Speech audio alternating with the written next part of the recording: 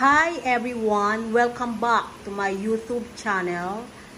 Today's episode,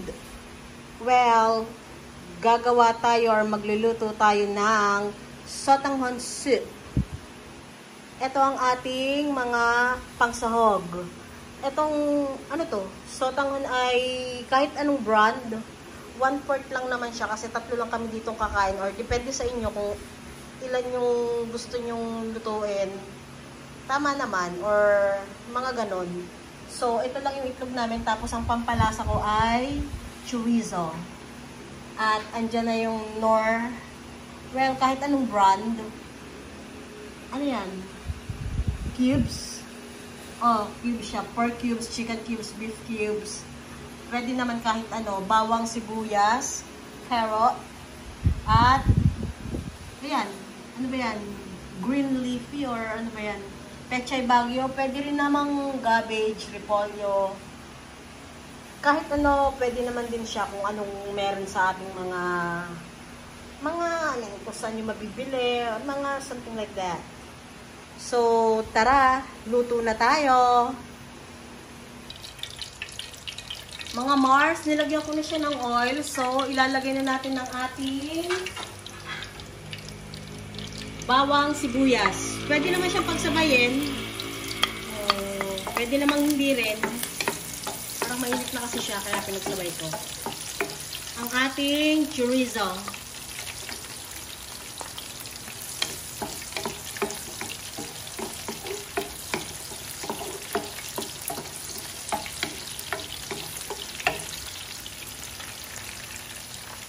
Ang ating carrots.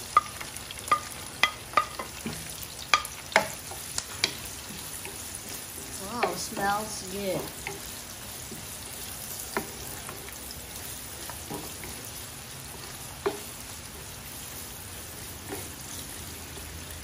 Pwede na natin ilagay ang ating cubes. Pork cubes, chicken cubes, beef cubes. Para may lasa na siya, I think.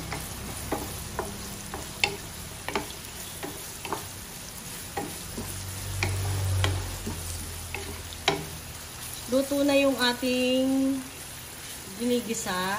So, pwede natin siya lagyan ng tubig. Wait. Tansyahin lang natin yung tubig. Depende sa dami. 1 cup. 2 cup. 3 cup. 4 na cup. Takpan natin. Balikan natin siya pag mga kumukulo na. Siguro depende sa dami ng tubig kung gaano natin karami ang inilagay. So, balikan natin 3 minutes. Tingnan-tingnan din natin 5 minutes. Mga Mars, tapos ko nang balatan yung ating 5 pirasong itlog at naisipan ko siyang dagdagan ng jumbo siomai. Beef siomai ang flavor neto. Mga Mars, ito na yung ating sotanghon soup after ng 5 minutes. Kumukulo na siya. So, lagay natin yung ating 1/4 kilo na sotanghon.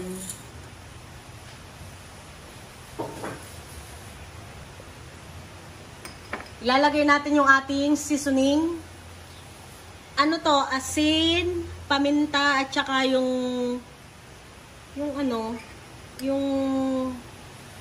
magic sarap.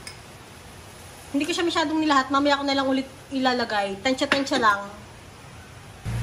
Lagyan din natin siya ng liquid seasoning. Pampakulay. Pampaalat na rin. Bali, okay na yung lasa niya. Natikman ko na rin siya. I-adjust lang natin yung lasa kung saan siya kulang. So, ngayon, ilalagay natin ang ating dahon. Pechay Baguio.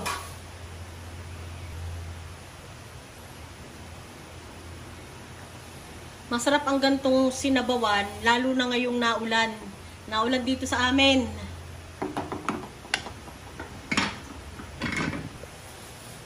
Susunod nating ilagay itong ating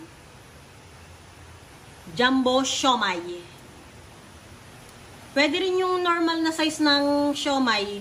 Kung gusto nyo lang mag-imbento, or parang chamba. At ngayon, medyo parang okay na siya, kumukulo na. Susunod ko yung ating itlog.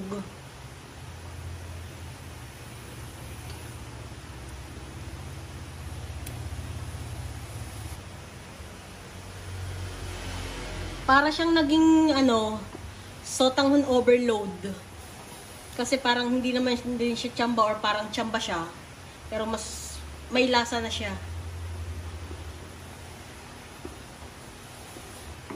Okay na yung lasa niya.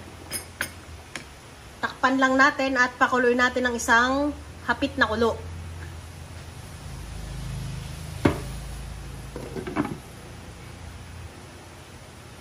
Mga Mars, ready to serve na ang ating sotanghon soup.